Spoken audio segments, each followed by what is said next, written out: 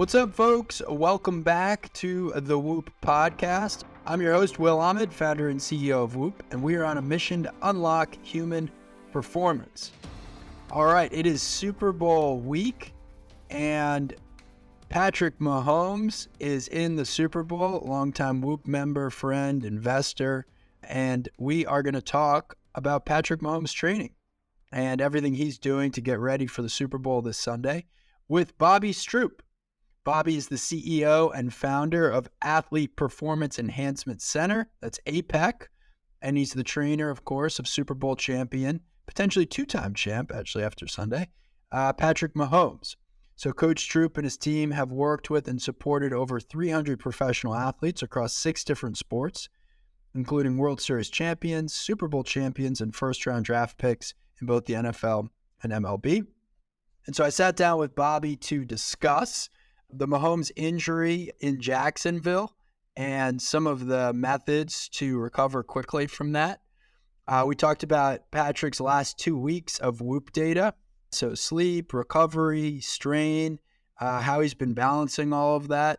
Bobby talked more generally about the ABC method, which is his weekly training routine with Patrick Mahomes. Interestingly, they have a whole formula for how to get Patrick fitter over the course of the season, which I thought was really interesting.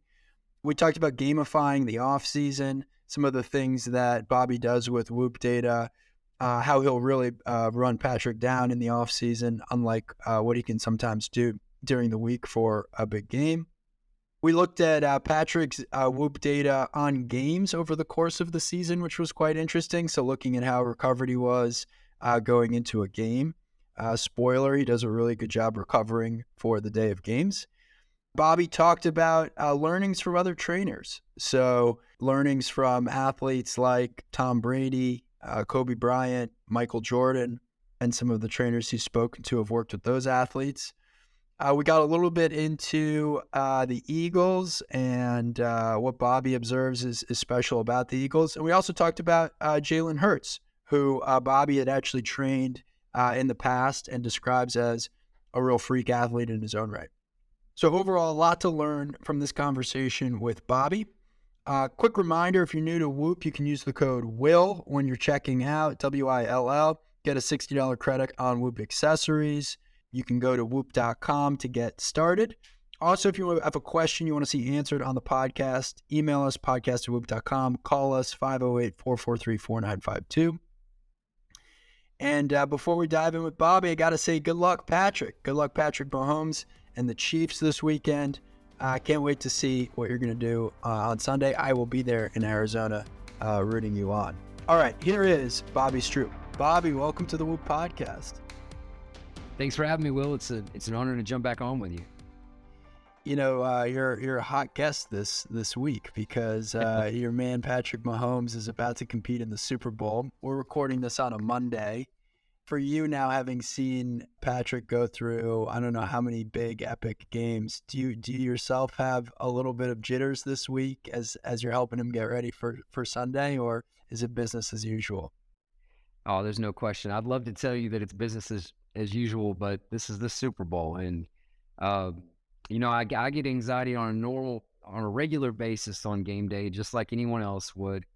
But this one, it means something, obviously. So yeah, I'm more excited than nervous. I'm sure I'll go back and forth before the game and during the game and all the things. But man, it's an exciting week, and I'm really, really happy that we're at this opportunity. You out in Arizona? Not yet. I'll be out Thursday. We doing some stuff virtually and just communicating there. But I'll be out Thursday and try to bring this thing home Sunday night. So that's an interesting question. Obviously, there's so much work that you can do with an athlete in person. But what do you find is the best way to work with Patrick virtually and throughout the season? Talk about that process. Well, we have a really good ecosystem when it comes to just his health, performance, and player development. The Chiefs have such a great support staff between Rick Burkholder and his sports medicine team and the strength conditioning team, and Julie Freimeyer heading up the rehab and therapy practices there. And then for me in the off seasons, and then filling in some of the things that we like to do during the season outside of those things. So the communication is such that we've got to prioritize football, and football's got to be the main thing and keep the main thing the main thing. So having good communication with all the important people in his life and around him that support his, health, performance, and player development is key. And so right now it's about doing what you can do and what you need to do to support without adding stress. And obviously there are things that take priority during the season that are different than training with me. And so a lot of it is about communication. And when we get time to work and there's things we need to do, we absolutely nail that. I got to talk about the epic game over the Bengals, and in particular, the run at the end of the game that Patrick had to really get the team within field goal position and ultimately lead to the win. So I was reading some data on this, and Patrick's top speed was like just over 18 miles an hour as he scrambled for that run and ultimately led to the the penalty that gave him 15 extra yards.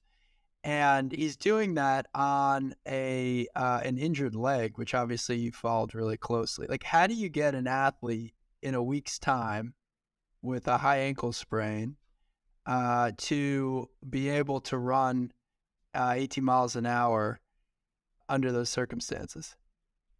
Well, first off, you have to work with a guy like Patrick Mahomes. So I think that, all credit always goes back to the athlete.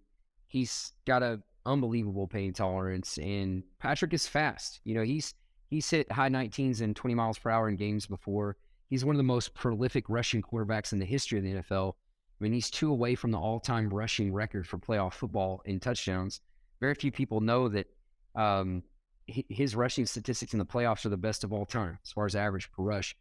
This 18-mile-an-hour run was remarkable, not just from someone dealing with what he's dealing with, but for anybody to run off a curve and downhill at that point in the game and hit that miles per hour in only a 5-yard gain is remarkable. And yes, it was about a 20-yard lead in, but that's fast no matter what position you are on the field. It was truly remarkable that he was able to do that to basically ice the game. So let's go back to the Jacksonville game. He gets injured, and at that point, what are you thinking to yourself? Man, when you're in the stands and you see a play, it's so much different than when you watch the replay, because things become very clear exactly what you're dealing with. And as soon as I saw the replay, I mean, it looked bad. I mean, it looked like a very severe injury, and so immediately, I'm thankful that we've got the support that we have within the Chiefs organization, and that people right there in real time. And Julie's got some very well-deserved attention for being so on top of it, and for Julie and Rick to be right there and get on top of the situation immediately was just the best case scenario for Patrick. And being a pro, and I know it's been well documented that he was argumentative with Andy about even going to getting it looked at and all those things.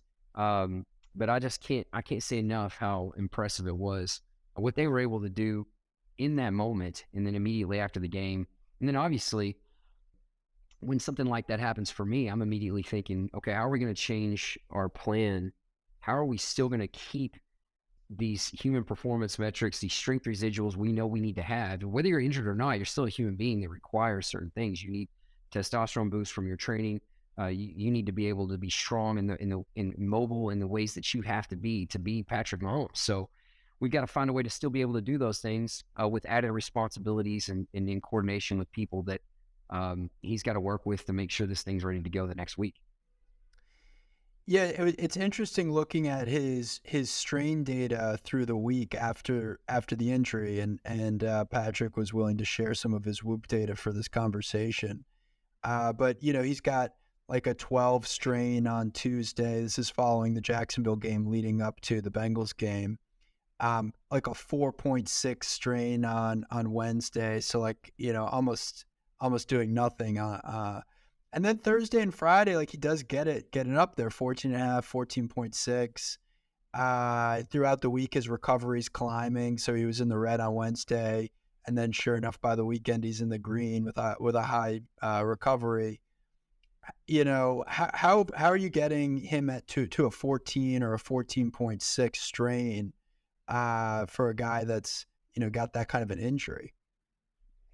I think with Patrick, it's about setting priorities, and a lot of the things when he's in this type of situation have to do with a lot of acute therapy and different things that were honestly were on in his time with the Chiefs, and that stuff is very meticulous and time consuming. And I think that instead of work, it's a pain tolerance thing. And not to speak directly to what they did, because that's them, but I think that it was getting him ready to go. And I think it's important to practice at the highest level that you can at the end of the week.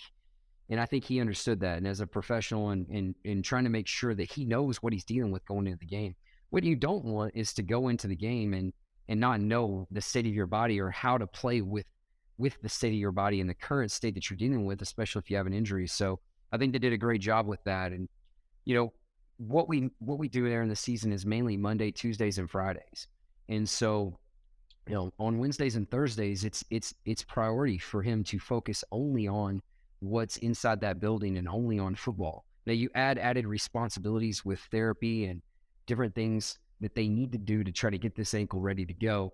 And it was a full work week, but Patrick is the consummate pro. And to be able to balance all this, and if you look at his sleep, he's been on top of it, especially in a week like that, to be able to get the sleep that you need, get all the things in.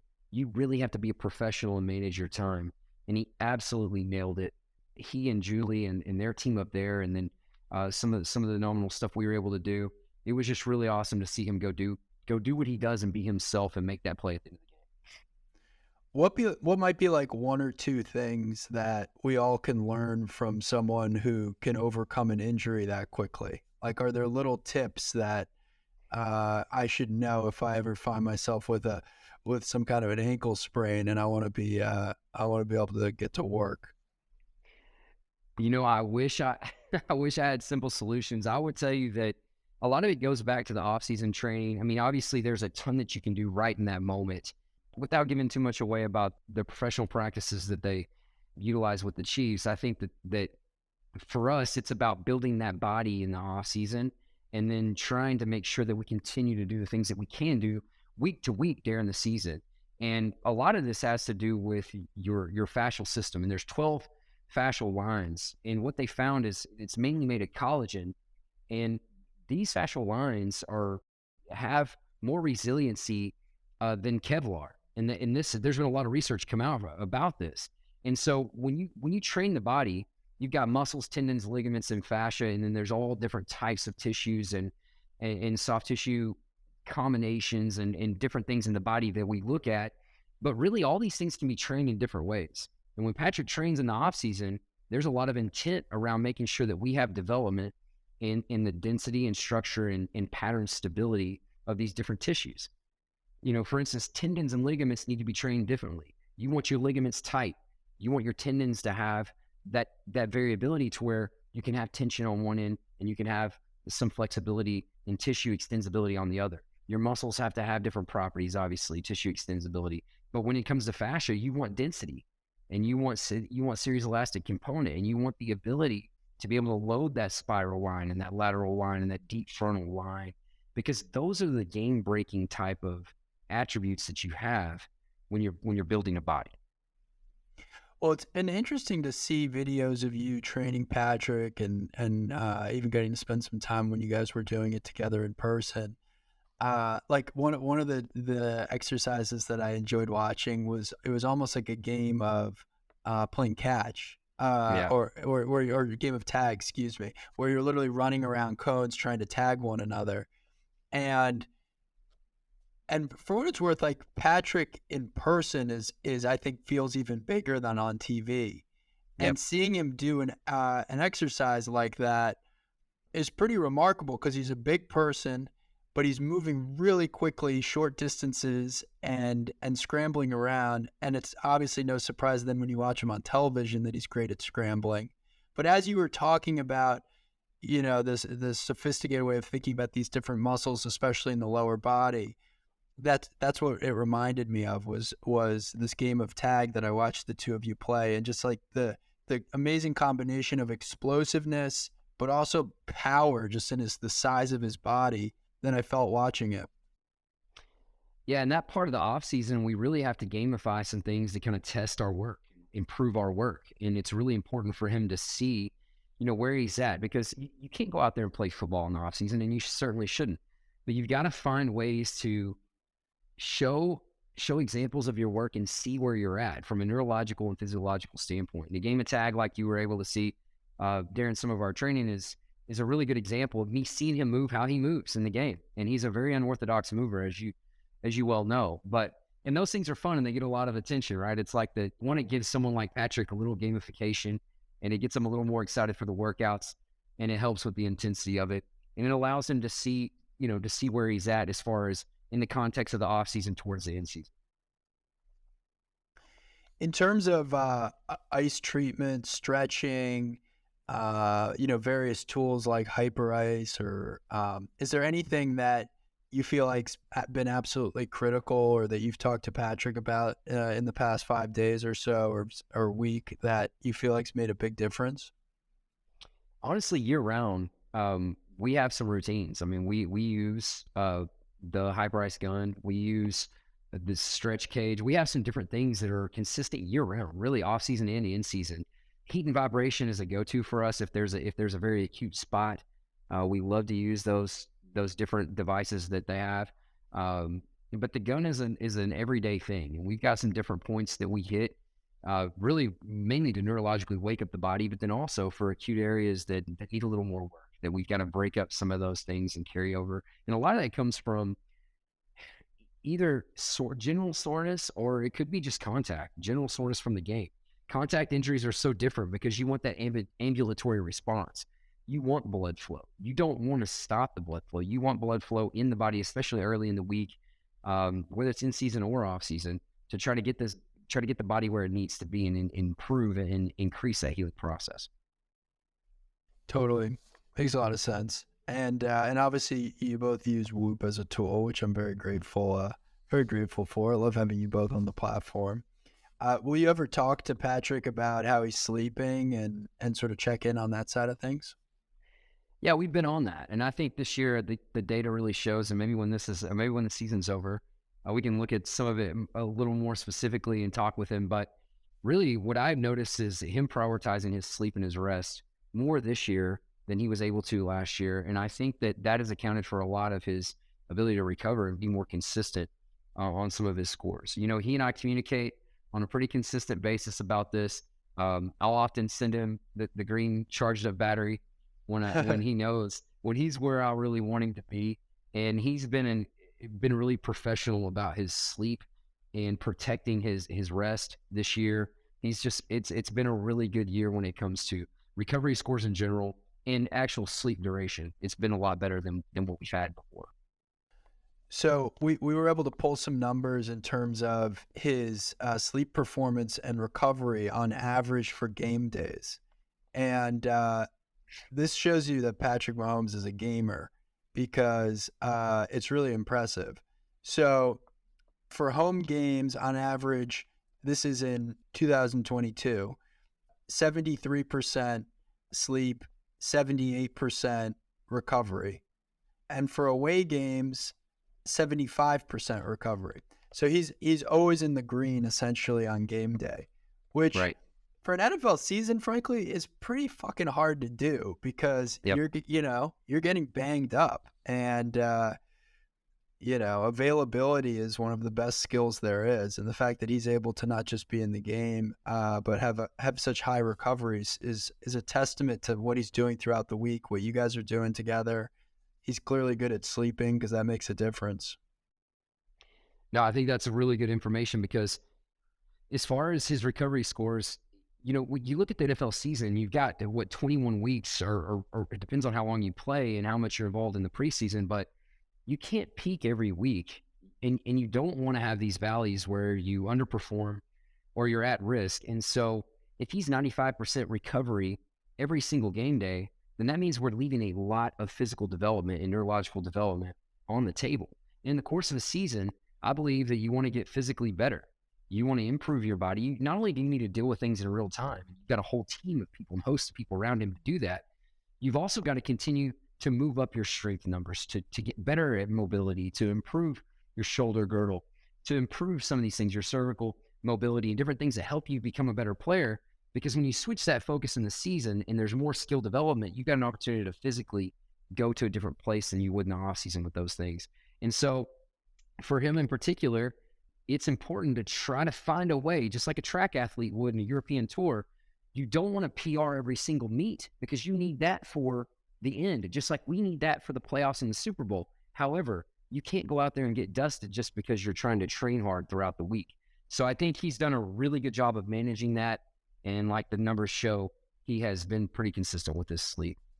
That's a great perspective. So you're essentially framing like it actually wouldn't be better if he had a 95% recovery every game day, because that would almost be a signal that you didn't push his body hard enough maybe earlier in the week so that he's going to get as strong as possible come playoffs. Absolutely. Jimmy Radcliffe with Oregon football taught me this a long time ago. And if you go back and look at Oregon football, Jimmy Radcliffe was the lifeblood of that place. He was a strength and conditioning coach that was originally a professor that had a conversation with the football coach and then ended up working with him. But basically, he would tell me that he kept account of athletes and their attendance and workouts year round. And he showed correlation between that and their health, like how many games they actually missed, and also their performance. And he trained the athletes Monday, Wednesday, and Friday in season, year round. And what he found is that if they were consistent with that, when they got to the end of the season and they got into the bowl games, their athletes were hitting PRs and they were playing their best ball at the end of the season and they were physically more healthy. And I took a lot from that. And I think what I realized is if we hit these Friday workouts year round, you stack those Friday workouts, that's 21 workouts. He's going to be better for that 21 opportunities of work that he's done. And if you miss those opportunities, who knows? You might not make that run to win the game in the playoffs if you physically haven't been working on your attributes as an athlete. It's probably one of the things that's most underrated about professional athletes, sort of work ethic and sacrifice over the course of a season. As a fan, you're sort of thinking, oh, they're always just preparing for the game. But no, like they actually have to keep getting much fitter over the course of a season. And there's the two-a-days. And even if you think about sports like Major League Baseball or NBA, like a lot of those athletes are doing workouts the morning of the game, right? And so absolutely, because they're trying to get fitter along with competing on a night-to-night basis. One other thing I like in just looking at the last 2 weeks of data is the days where Patrick has a red recovery. So like on Wednesday after the Jacksonville game, he was run down 24% recovery, but he had a strain of 4.6 that day. So it's like, okay, maybe I'm run down today, but I'm going to be resting pretty thoroughly. You can definitely see the intelligence in the training strategy. And I love this story about you don't want to be at 95% every game because then you might be leaving some in the tank throughout the week. So you've kind of hit that on the nose. 78% recovery for home games this season, 75% recovery for away games this season, and also pretty similar sleep for both home and away. Right. Sometimes you'll see athletes have materially worse sleep on the road. So that's also a good sign that Patrick and you guys have worked together on really good sleep routines. No, I think it's important to be consistent. I mean, he knows that. And I think his routines he's a very much a routine and habit and superstitious type of athlete, which works to my advantage because if he's doing something to begin the year and it's effective and we're having success, he sticks with it. And he is consistent. He will do it the same every single week. And that has worked to our advantage. There's no doubt about it. Here's a fun stat the data science team pulled. Patrick Mahomes has not yet lost a regular season or playoff game, both in 21 and 22, after having 100% sleep performance. So if he gets all his sleep, watch out. That's pretty fun. I'm gonna ring that bell all year. Thank you for giving me that nugget, Will. I need that. I need that in writing. That's for sure. Hey, the numbers don't lie. That's pretty amazing, though. That is amazing, man. So the more or less, so you don't want to go up against a well-rested Patrick Mahomes. What are certain things you can share about the Monday after a game? You know, obviously you've taken a lot of hits. Maybe there's a little bit of a nagging injury. What do you think's the best Monday routine?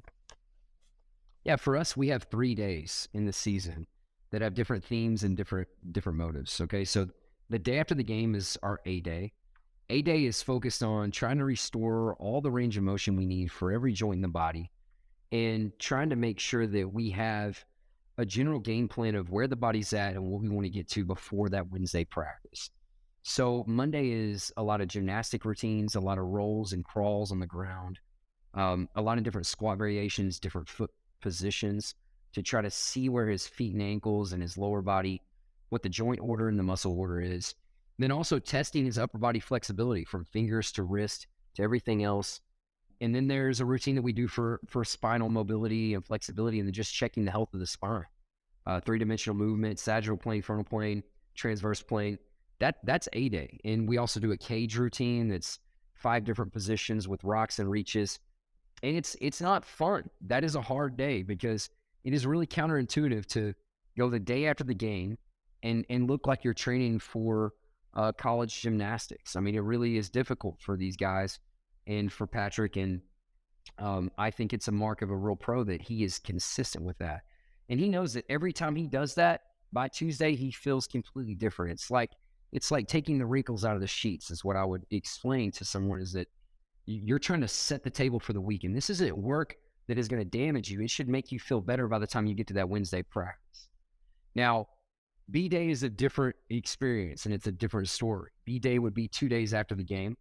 And B-Day is really focused around hitting some strength residuals. And when I say strength residuals, maximal strength is going to stick around as an athletic attribute for 15 to 25 days. Now, there's genetic factors, trainability factors. So if you say that, that means basically you need to lift heavy on something at least once every 2 weeks, or you're going to lose some of your maximal strength capabilities in that movement. Now, we can't afford to do that. If you want to play the game like Patrick Mahomes plays the game, you better retain your strength or continue to move it up, because he plays it in a physically imposing way. So B-Day is all about taking data from A day and saying we are healthy enough to do X, Y, and Z, and we're going to do that tomorrow. So we work on strength and then we work on power. When I say power, we're looking at 60% loads or a little bit higher, all the way up to 90% loads. And we're trying to measure. I'm measuring him on meters per second, how fast he's moving the weight. We have some different machines that measure some more three-dimensional movement. We test meters per second there. We test meters per second on different lifts. We test inches on jumps. We test miles per hour on bat swings. But Tuesday's heavy, or B-Day, rather, is heavy. And we're working, and he's training like an athlete, not just like a quarterback. And then you have C-Day, and C-Day is really about unloading the body. It's about neurological proficiency. So the goal on C-Day is to move faster than he's going to have to move in the game. It's almost like a track meet. It's a short workout. I don't want it, 2 things. I don't want him to sweat, and I don't want him to be sore on Friday. So Friday is about hitting a PR. We've got 20 different med ball throws we do. I'm going to mile per hour gun him on all those throws. We've got bat swings we're going to do. We're looking to hit a PR on our bat swing right or bat swing left. We're going to run for miles per hour. We're going to do 4 to 5 sprints full speed, and we're going to see where he's at. So that's Fast Friday or C-Day on a regular Sunday to Sunday week. And this routine really helps him hit 3 different types of workouts. And when you really look at the general plan, we're trying to hit a few things. 1, movement literacy, force absorption, which every athlete's got to have, especially a quarterback. Okay, force transmission. How well can you transmit force if you are in contact or you need to?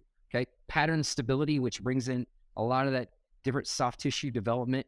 Okay, are you creating tension and density in those ligaments? Are your tendons healthy? Are your muscles strong? Do you have that fascial stability you need? Are you working the different lines of different movements? And then targeted tissue resiliency. If you don't have targeted tissue resiliency and know what your quarterback is up against week to week, then I think that it's more difficult for them. So if we know we're playing a certain style of team, it might be a little more speed work. We're playing another style of team, it might be just a little bit more strength work. And while it might not make a huge difference, you're talking about 1% to 2% of added benefit from those training sessions that could always be the difference. And that's our general plan in the season. It's fascinating. So just to make sure I understood it properly, summarize the ABC days versus days of the week. So A days would generally be the day after the game. B days would generally be 2 days after the game. And then C days are going to be 2 days before the game. And here's why. Strength residuals, like I said, they're all different. So you look at speed, maximal speed, that no athlete in the world can retain maximal speed for longer than 3 days. 5 days max. You have to be an Olympic level athlete to retain that. Meaning, if you want to go out and swing your golf club and get a miles per hour on that, go do that today and then wait 7 days. You will likely lose a little bit. Okay. Now, if you were to do it in the middle and you were to test it and then do it again, so you did day 1, day 3, and day 7, you will likely swing a little bit faster. Now, if you were to do day 1, day 3, day 6, and day 7, and you did minimal volume, you will swing faster. Because the way the body works is it's neurological proficiency. If you can only maintain maximal speed for 3 days, that's what that Friday workout is about. It's about running as fast as you can, or not even running, pulling a cable as fast as you can, swinging a bat as fast as you can, trying to expose the body to some level of neurological speed that's faster than what he's going to have to do in the game. If it's faster than what he's going to have to do in the game, now the game is slower physically and neurologically. And so that is the whole point behind it. Now, strength is different. You don't want to move slow right before the game. That's why we move slow on Mondays. The week should go like this. We move slow early in the week, and then we move faster as the week goes on. Because I don't want to move. I don't want to do anything that doesn't feel like the speed of the game later in the week. And I want to make sure if we're moving heavy weights slow, we're doing it on Tuesday. Why? Because I've got 5 full days for his body to make that adaptation. And then the last thing you do is dust him off with as much speed as possible, under loads, less than 20% maxes, jumps, meters per second, the whole bit on Friday. Everything is faster than what he's going to do in a game. And that's the general plan. And it sounds like that's the general plan, largely independent from who's on the schedule. It is. And, there are challenges week to week. And that's why it's so important to be able to communicate and have professionals around you. And really, everywhere he goes, he's got a lot of people. And so being in communication, Patrick being the great communicator that he is, we don't ever want to overlap, because someone like Patrick has so much going on in his life. He's got his family that he prioritizes his time with. He's got his relationship with Coach Reed. He's got his therapy and athletic training in the building. He's got his coaches at practice, his teammates. He's got me. He's got everything else. So at some point, you're doing too many things. Yeah. I mean, in the season, I have to do the least. He should not be doing too much. He's got to do just enough. Not too little, not too much.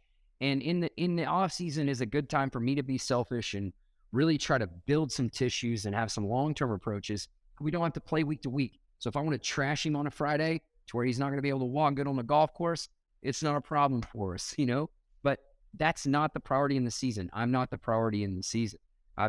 It really is like tuning a radio and making sure he's good week to week. And what I'm looking at is, in the course of a season, I really want us to do this and get better and physically peak in the playoffs. That's what you're looking for. What might be a signal of a number or something that you would see in one of these ABC workouts during the week leading up to a game, where you might see some results and say to yourself, okay, you know what, we're actually going to dial this back, or I might need to course correct here?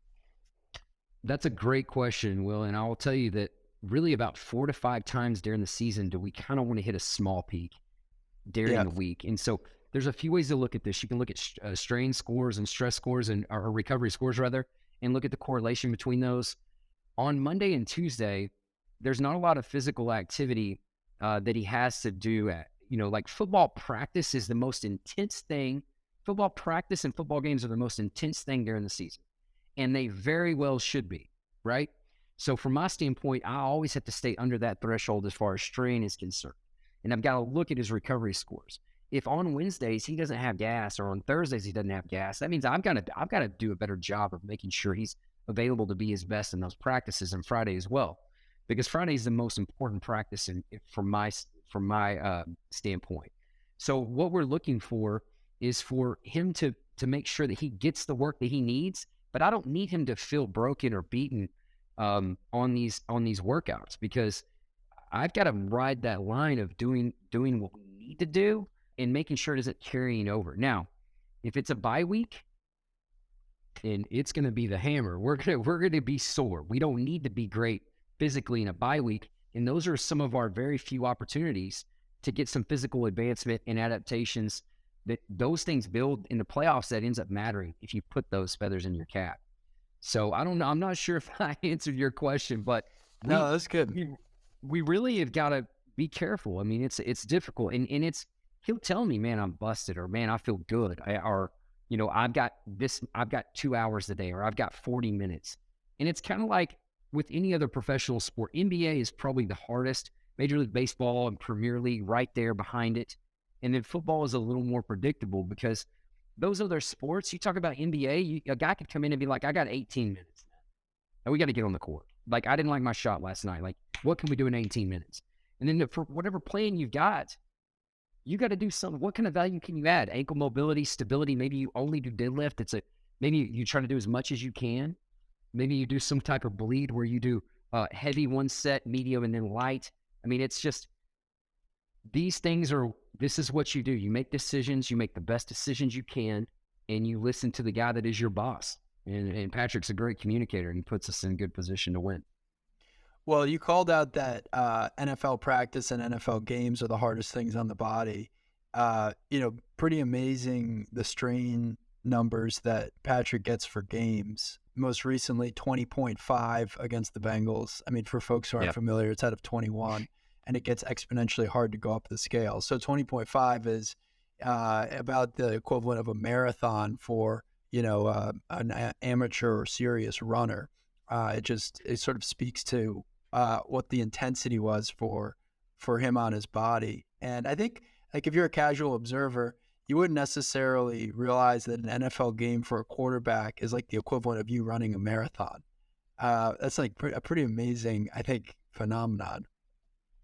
Well, probably not every quarterback does that. The last I checked from GPS numbers, he's the top 3 most active quarterback in the league on a consistent basis, meaning if you take the amount of yardage he covers in a game compared to other quarterbacks.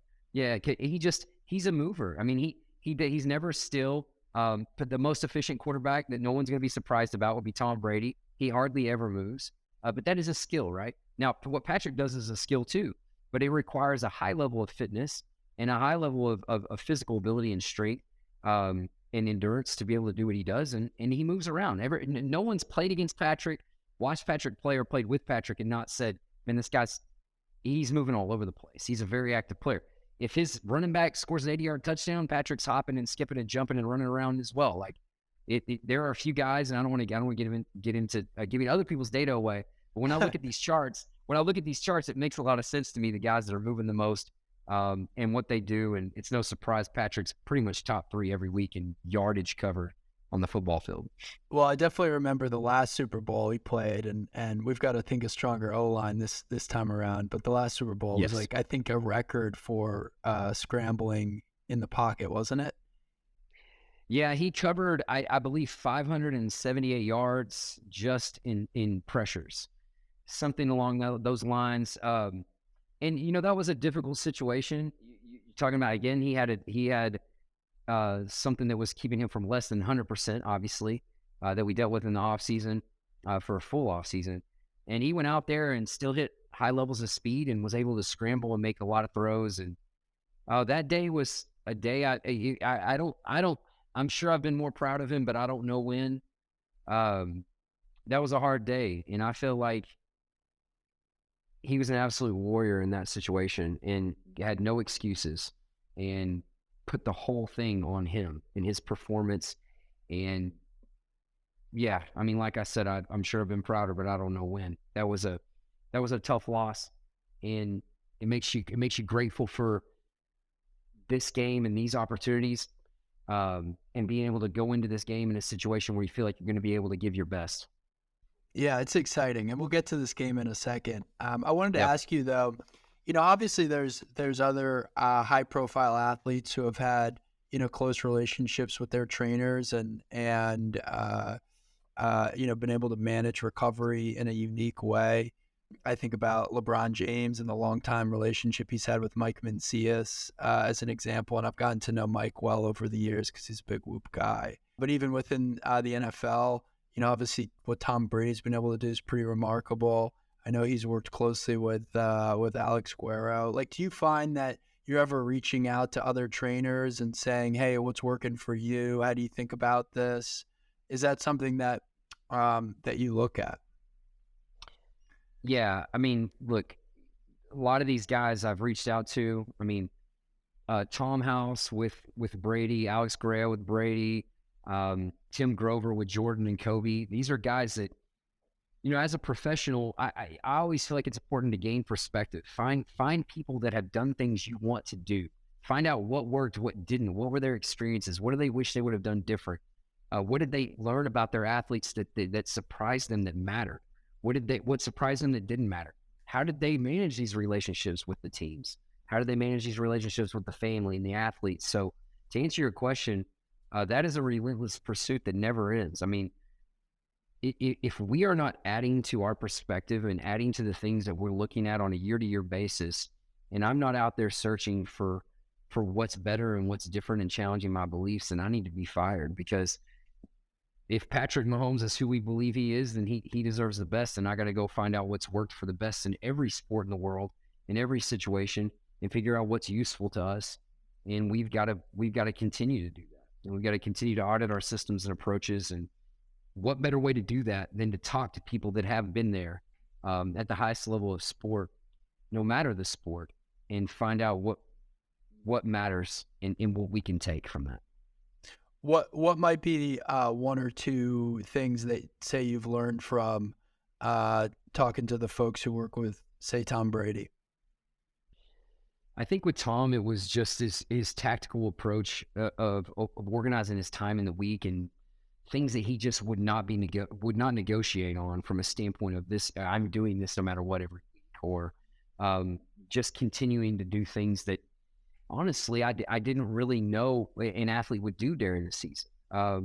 Tom is one of the most dedicated professionals from a time investment standpoint that I've ever heard of, and in just brief conversations with Alex and discussing a few things here and there, and then Tom House on throwing mechanics works with multiple athletes, and then obviously he's an advisor to Dato, who works with 3D QB, works with a ton of athletes as well. And just listening to these guys and what they're doing off season focus wise, in season focus wise, and what they're paying attention to week, I think is really ring a bell as far as like, hey, we might be missing out on this ability to continue this development in season and off season in this area and in this area. And then challenging Patrick by saying, like, we got to be consistent here. This is what guys are doing. And every time he's like, well, let's do it. Every time it's, let's do this. So, I look at it like players in the NBA will often self-scout, and in Major League Baseball. And in Major League Baseball, they may say, look, the shift is working because I can't hit the ball to this quadrant of the field. I can't do that. We got to work on that this offseason. I've got to be able to pull the ball over here, or the shift is always going to work. Now I know the shift is changing and all this. I'm just using that as an example. Yeah. For an NBA player, it's like, hey, the guys don't really cover me when I'm over here because my shooting percentage is 14%. Like I've got to be able to make this shot, or I've got to be a guy that hits this shot from the top of the key. I've got to develop a 3-point shot. Jordan and Kobe were two guys that are great examples of, I worked on my post-up game one off season. I did this. And with Patrick, it's no different. We want to add things to his physical prowess, obviously. And then my job is to help him facilitate things that he wants to develop or change about his game in the off seasons. He did a lot of throwing this off season, more throwing than he's probably ever done with his throwing coach, Jeff Christensen and Jake Christensen. And that was because of some of the things that he felt were a priority after watching himself last year and in the playoffs. And he did that. And I think it's reflected in his play this year and his consistency and his accuracy.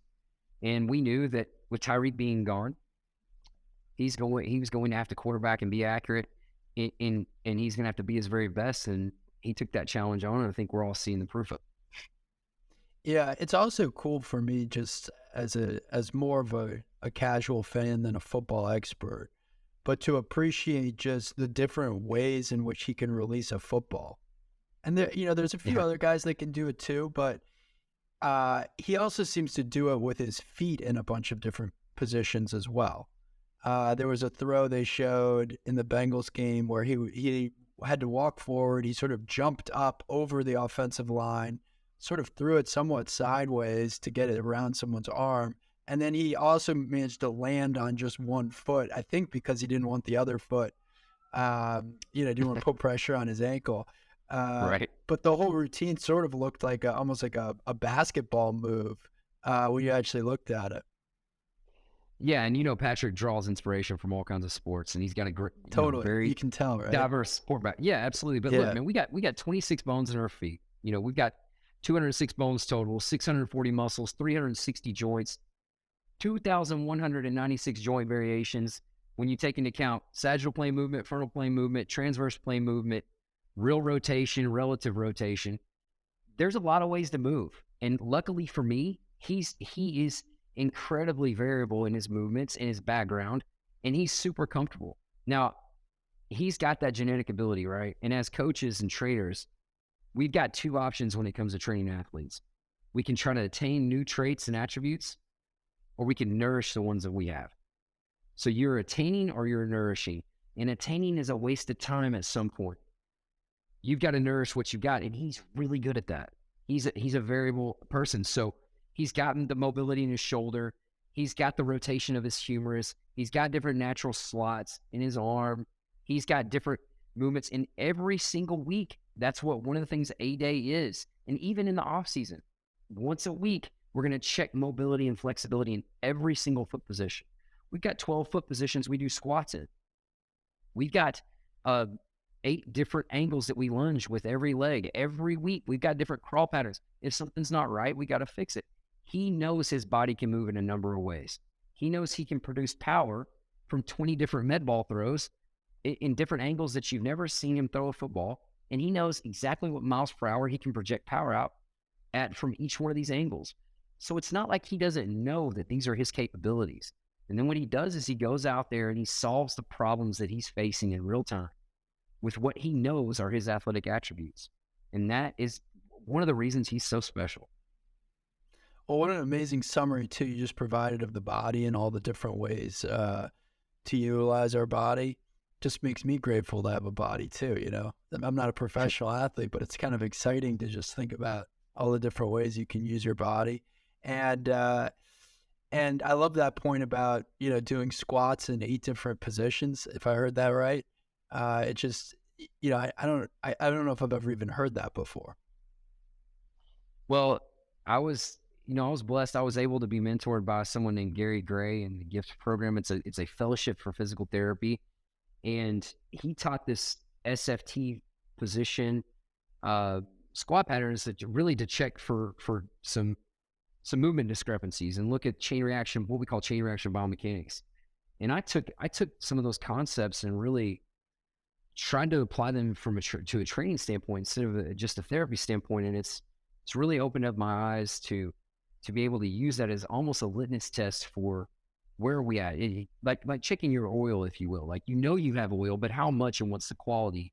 And then using that as not only a warm-up, but almost like a litmus test of here's where we're at, and here's where I need to be before we get to practice, or here's where I need to be by the end of the offseason. And knowing the way that Patrick wants to play the game, it's a really good way for him to be able to understand the state of his body on a day-to-day basis. I love that. One thing that's interesting about the Super Bowl is in some ways it's almost like 2 individual games because halftime's so long.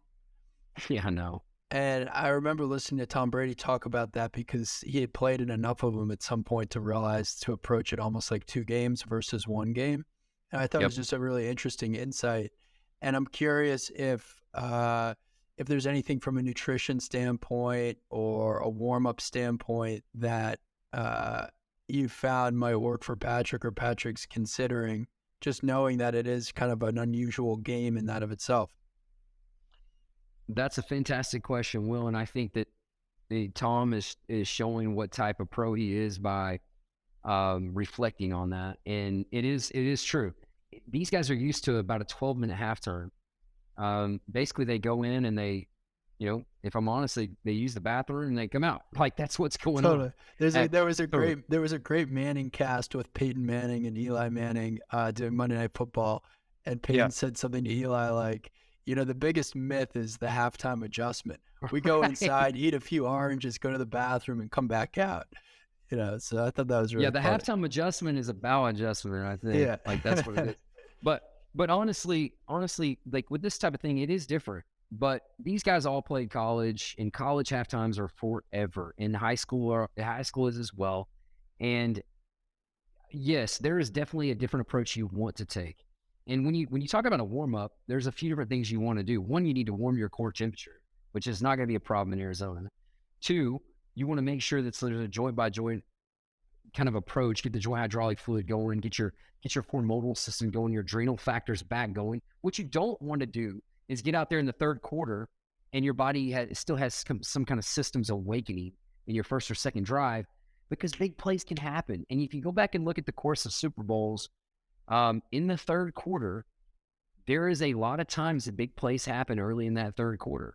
And I have to believe it has to do with where these people are at from a neurological readiness standpoint, aerobic fitness standpoint, and some other things. If you are aerobically fit, and I know I'm wondering here, but if you're aerobically fit, your neurons stay warmer for a longer period of time. Huh. So some of these players that aren't very aerobically fit, or don't do a lot of work outside of practice, or they don't do a lot of work as far as sheer volume over the course of the season, like let's just say their focus is only like, I want to stay healthy. Well, that means you're doing less work than guys that are actually trying to train outside of the parameters of just being healthy in practice. Well, then if you're not, your neurons are going to have a certain level of temperature, or they're going to be able to keep warm. That's why some guys are really, really good, like backup running backs that come off the bench and just make it happen, or like a sixth or seventh man in the NBA that comes off the bench and like immediately they're on and they're dominant. And then there's some guys that aren't good in that role. Like, they got to be a starter. And I think a lot of that has to do with their neurological proficiency and their ability to maintain that readiness. And that it comes back to physical preparation, and that comes back to some genetic factors. But to loop this back into what we were originally talking about, yes, it matters, and yes, it is going to be a factor. And there are people in place in these teams that is their job to make sure the players are ready for that kind of break. Yeah, and that's part of the reason I'm feeling good about Sunday, and that we can talk about the game for a second, and I'm curious your take. But I think having played in multiple Super Bowls is such an advantage over having not played, and I don't feel like that gets talked enough about by the sports talking heads as they make their predictions for the Super Bowl. But what do you think? What are some of, how are you feeling about this weekend? Do you have any predictions for us? Oh, I don't want to make a prediction per se, but I do think that both teams are really good, and I think the Eagles have an amazing roster top to bottom. I've spent a lot of time with Jalen Hurts. I worked with him when he was coming out for the draft. Oh, cool. And so Jalen's been around Patrick and trained at APEC as well, and cool. Got a great relationship with him. Very, very happy and proud of him. And I respect the Eagles organization. They've built their roster the right way. They've got great people in that organization, top to bottom. Nothing but respect for what they do, how they do it, and they're a formidable team. And it starts up front with their line. And obviously, I'm a believer in Jalen. But the Chiefs, in my opinion, the Chiefs are the most improved team in the league this second half of the season, and here's why. You've got 5 to 7 rookies that have been contributing on a consistent basis, and now they're not rookies. Yeah, you that's great. You make your biggest leap when you're a young player that second half of the season, and now they've got this third season, and you've got a lot of energy on that Chiefs roster, and obviously the coach's resume speaks for itself.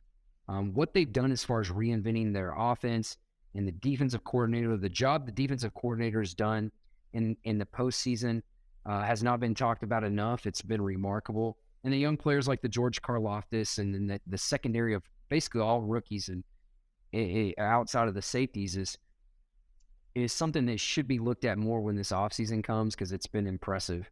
What the general manager, Brett Veach, has done is like basically hitting on every single pick.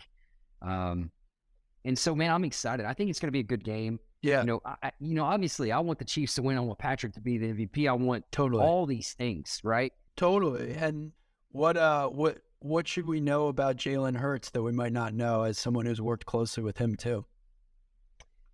Jalen is such a team guy. He will do whatever it takes. He's a workhorse. He's one of the strongest athletes on the field, any position. If you were to take your top 5 strongest athletes on the entire team, he's going to be probably top 5 on any team, regardless of position. And when you say strongest, you mean like physical strength as measured by lifting weight almost? Yeah, so I'm not talking about some of these functional, labels like pattern stability or any of these other things that I mentioned. I'm talking about, let's go get raw and go in the weight room. Yeah. And this guy is like, he can, whether we're deadlifting, squatting, or doing anything else, he's going to be one of the guys that's going to be the bell cow. He is a truly physically imposing human being. And don't get me wrong, Patrick is a monster as well. Like you said it, when you see Patrick in person, you can really appreciate how big he is. And when I say big, the diameter of his arms, he's big. the muscles in his back, his butt, his hips. Yeah. This guy is a guy that if you're trying to figure out who you're going to mow, you're not picking Patrick. But also with Jalen, the guy looks like, he's built like Adrian Peterson. He's built like some of these guys. He's a strong athlete. And if he wants to run the ball 20 times in this game, he's going to physically be able to.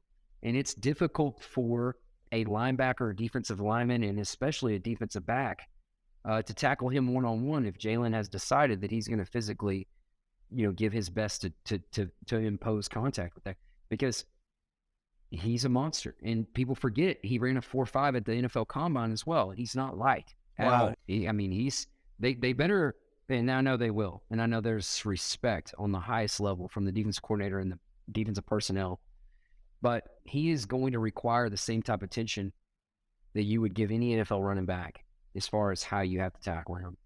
And he'll show that too. Anything else as a football expert that we should observe this weekend or keep an eye out for?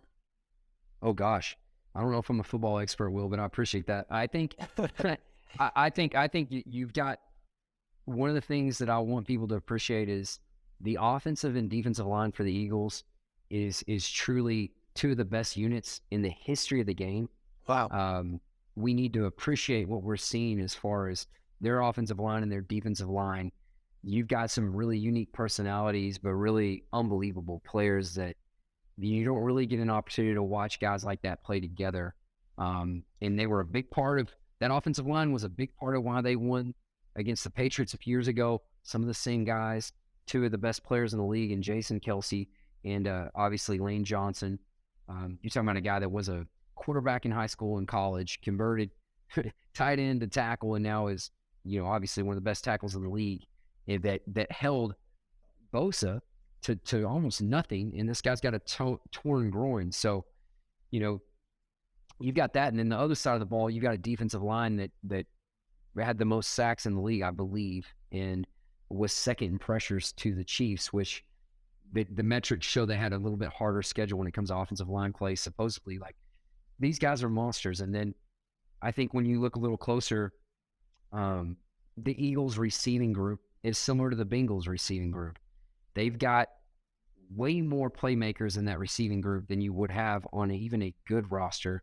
It's almost too much for them to be able to keep over the next few years because they're so good in so many different ways. And I think that the types of receivers they have and how many they have is going to prove difficult for the Chiefs. And then in addition to that, I think you're going to see some young guys for the Chiefs on offense really be given some opportunities to make some plays and have an impact on this game. And, I want 15 to have one of the best games of his career, but I really look for some of these young guys to be big time playmakers as well. Well, it's a great summary, and I'm excited for the game. I think it's going to be a great game, and proud of Patrick and you, and excited for our partnership together. And hopefully, we're celebrating a win Sunday night. But either way, this has been a lot of fun, Bobby. Thanks for giving me the rundown of everything that you do with Patrick, and talking a little bit about Whoop data. And again, grateful to have you on Whoop and be using it in your everyday life. Well, I appreciate you very much for having me on, and you know that Whoop is a great tool for us that we use on a consistent basis, and it's been something that really helps us with our communication. And this gamification of recovery has made Patrick much more dedicated to that and competitive in that space. And it's been a huge tool for me to help him with that accountability and that continued focus. So the thanks is to you, my friend, and yeah, come find me Sunday night when and if we win, let's make a point to get together on that. Okay, well, I'd love that. Looking forward to it, and I will see you in Arizona, Bobby. Thank you. NAZ, thanks. All right, see you, pal. Big thank you to Bobby Stroupe for talking all things training and recovery, and for offering a peek into the incredible season Patrick Mahomes has had leading up to the Super Bowl. If you enjoyed this episode of the Whoop Podcast, please leave us a rating or review. Check us out on social @Whoop @WillAhmed. If you have a question you want to see answered on the podcast, email us podcast@whoop.com. Call us 508-443-4952. Sign up for a Whoop membership at whoop.com. Use the code WILL, get a $60 credit. And that's a wrap. We'll see you next time on the Whoop Podcast. Stay healthy, stay in the green.